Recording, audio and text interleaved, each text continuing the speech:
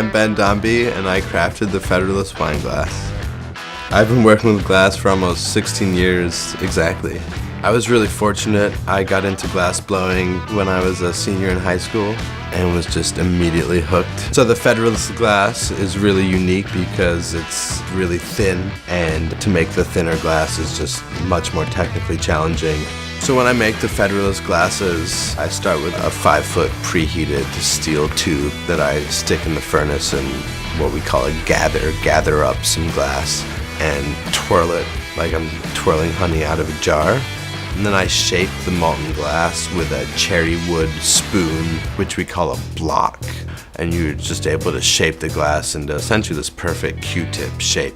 And then I start blowing and I introduce a bubble into the glass.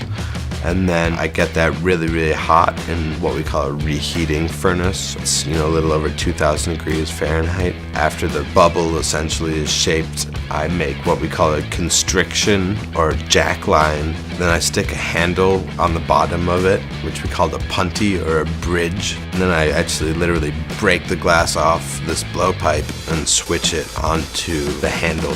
And it's essentially a few different tools, gravity and heat and a little bit of air pressure. And then I open this bubble into a cylindrical shape to have this final glass. There's hardly anyone doing it this way anymore because it's such a challenging process. And then I get the bottom extremely hot with a oxypropane torch that's about 6,000 degrees Fahrenheit and stamp the Federalist logo onto the bottom of the glasses.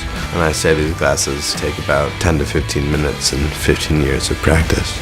These are totally individually handmade glasses going with a very finely crafted wine, and I think they're going to pair really well together.